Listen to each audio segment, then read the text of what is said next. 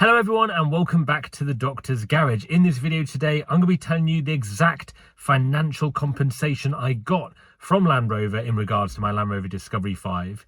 I'm going to be telling you about the exact figure that I ended up selling it for and how I ended up selling it, because it wasn't the easiest vehicle to get rid of, which I'll tell you about in this video. So I thought about making this video as a bit of a summary, a bit of a sort of end of a journey really for my Land Rover Discovery 5, the problems I had with it. For those who watch the channel regularly, you'll be well aware of some of those issues.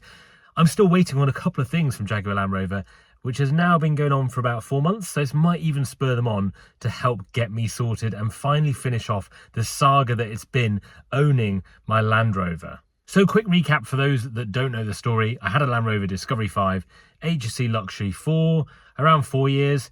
Had a lot of problems with it during my ownership journey, and I know this isn't typical of everybody that has a Land Rover product at all. However, I do hear a lot of stories of unreliability with the Land Rover product, and I certainly had my fair share of that with a new engine, waiting on parts for so long. So it got to like 7 months waiting for some parts, which is where I decided to finally get rid of the vehicle completely. As I've always said, amazing cars when they work, but the unreliability that I couldn't really bear much more of, and hence why right now I'm sat in my new Ford Ranger Raptor, which is something I've just picked up in the last few days, and I absolutely love it, and hands down way better, enjoying it way more than I ever did with my Land Rover Discovery. Now, I didn't buy this vehicle brand new. I bought it with 2,000 miles on the clock. It's the 3-litre petrol twin turbo variant. And when I bought this car, I used a website called Car Vertical, which is a vehicle checking website that goes through everything you'd want to know about your vehicle's history. Has it been crashed? Has it been damaged before? Has it been written off? What's the mileage? Is it correct? It just gave me that peace of mind. And I've used that for every vehicle that I buy. Always on the channel, I don't recommend stuff unless I genuinely use it and find it useful. And Car Vertical is definitely a website I use when I've purchased used vehicles, which I've done quite a lot of in the last 6 months. It just gives me that final peace of mind before buying the car. So the most recent episode with my Discovery was that it had a starting problem, wouldn't start. They're waiting for a wiring loom, a wiring harness for it. And that was last July that it went into workshop. And I only got it back, I don't know, about 2 months ago. 2.5 months ago. So it was in the workshop for a long time, had a lot of problems with it during the time. And they always said to me, well, JLR said to me at head office, there will be some kind of a compensation for this, because obviously you're paying for your approved warranty during this period.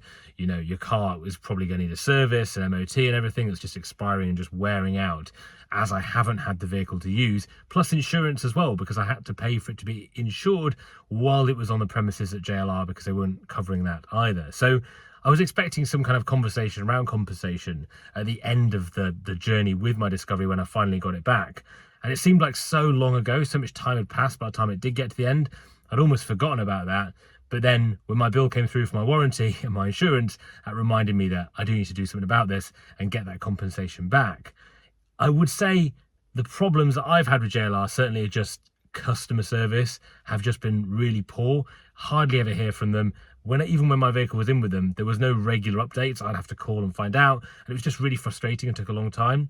And I was dealing with Marshalls, the garage, and Marshalls, to be fair to them, were pretty good, had been pretty good at getting back to me on things. And I understood that obviously they're waiting for JLR to source these parts, and they had no updates from the parts department there. And it was just a really long journey and very frustrating. As you guys that have watched the channel will know, it was a long, long road. So at the end of all that, when I got my car back, it was working great. There was no problems with it at all. Everything had been fixed, started every time. Really good that it had been fixed, and that was very nice. But I just couldn't keep it any longer because I was scared that something else was going to go wrong with it.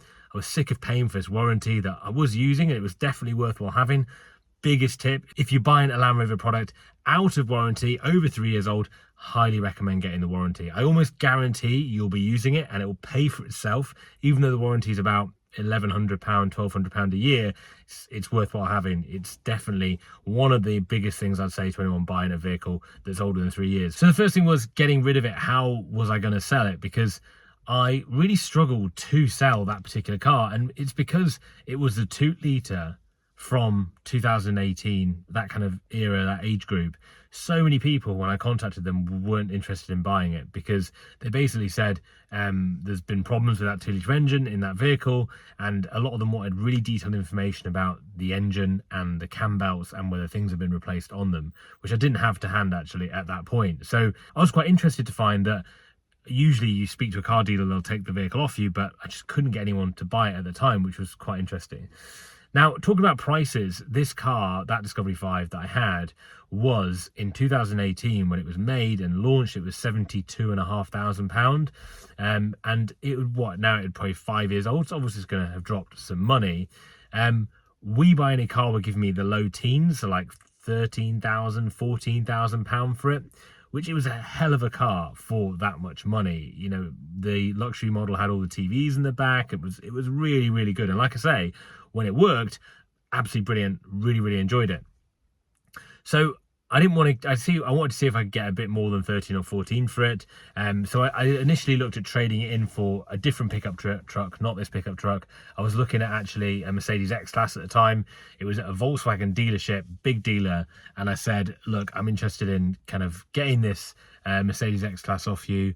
How much you give you for my Discovery? And they said 16,000, which was obviously a bit of an improvement to where we were. 16,000 wasn't bad. Still, I felt that's quite low. I think privately they were moving it around 21 privately, that kind of age group, and you know, with that engine and that spec.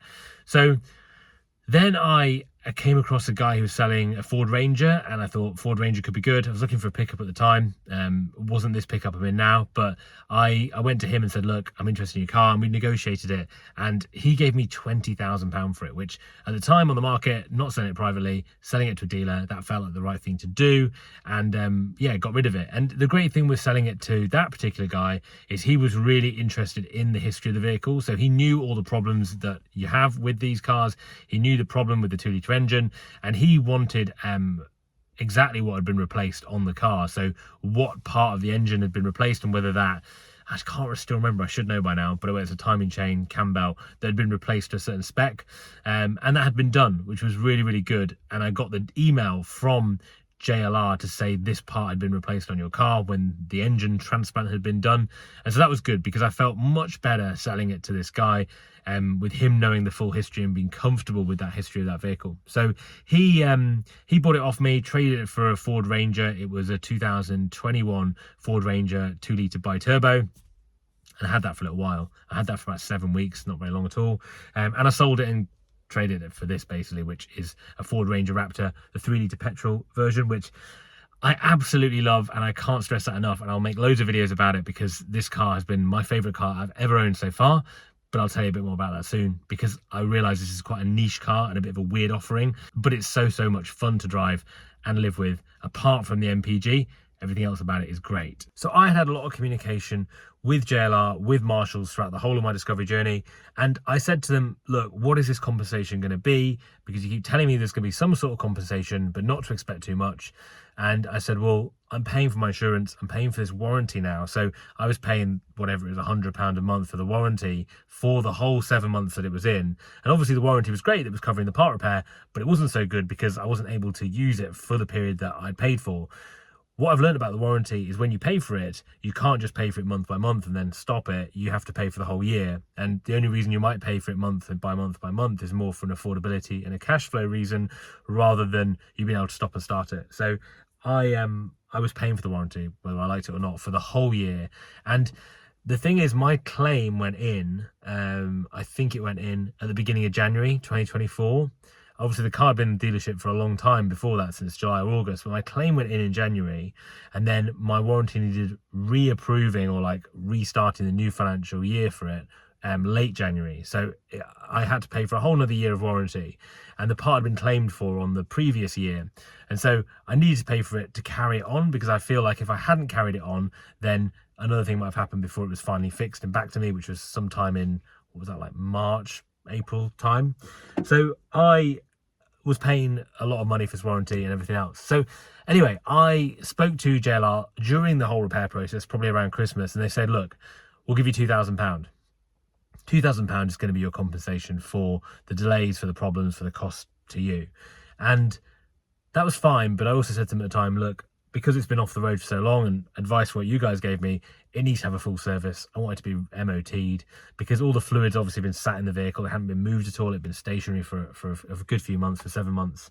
So the deal was £2,000 minus a service, minus the MOT, and the rest of it I get to keep, which basically ends up paying the warranty period off. So the compensation kind of wasn't really so much compensation, more just paying off the debts that you've accumulated over the period of time.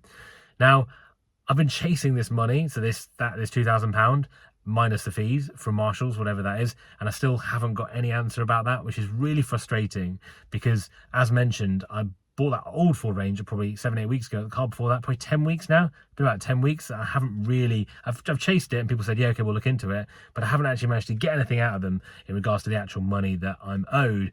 And very, very fortunately, another massive tip and a bit of advice would be, I've got all this down in email chains with their team, which is really useful because now I can bring it up. And it's more useful because at the dealership I'm dealing with, people have left, and the people that were dealing with my case have left and gone elsewhere, which isn't a massive surprise at all to me because, to be honest, some of the guys I deal with regularly, I'm surprised they're still working there with the amount of issues I know they have and the amount of problems they got with cars. So I have been chasing this money now and I'm still chasing it. One time JLR did watch one of my videos here on YouTube, and if you're watching now, JLR, I'd really appreciate someone getting back to me and just finishing this whole thing off and paying me that extra money just so we can stop talking about it and I can just move on. But yeah, so I'm still owed that money, which is really frustrating, and yeah, I'm waiting on that. But that was the overall compensation due to me, was about £2,000. So that's the whole story with my Land Rover, and hopefully finishes off this whole ownership journey of the vehicle, and hopefully answer some questions for you guys in regards to what happened to it in the end, how much did you get for it, and those kind of questions. Really appreciate the support you guys give me here on the channel.